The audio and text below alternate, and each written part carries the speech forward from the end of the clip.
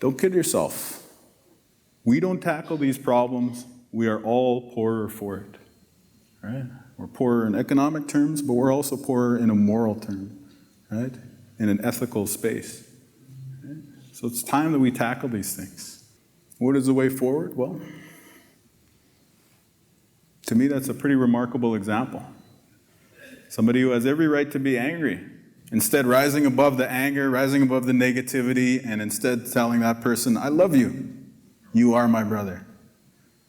Overcoming the negativity with compassion, with grace, with having the courage to make themselves vulnerable, putting themselves out there. Right? This is a very remarkable thing for us to witness. And it is a story that has been exhibited by so many of the residential school survivors who may have experienced some trauma in their early years, but are still these amazing, resilient, happy people later on in life. So I'm not wearing this orange shirt as a burden. I'm not wearing this orange shirt because, I want to drag myself down with memories of the past. I'm wearing this orange shirt out of celebration for the spirit, for the ability to overcome. I was very proud to be here on Orange Shirt Day, and I was very impressed to see all the orange shirts in the audience, and I think it speaks to UBCO's inclusive nature and all the work that's being done to build bridges with the Indigenous community. Today's speaker reflects the very essence of what the Distinguished Speaker Series is all about.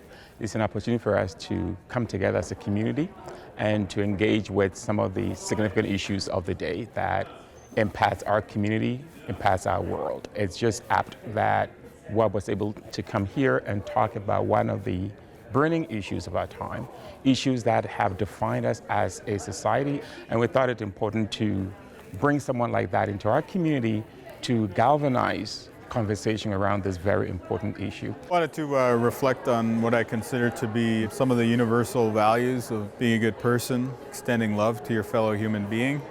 And I wanted to share that through an Indigenous lens, through sharing the story of my father and some of the stories of other residential school survivors. And in the hopes that, one, we could have a good discussion about some of the moral issues, but two, maybe also create some understanding and compassion between my community and others.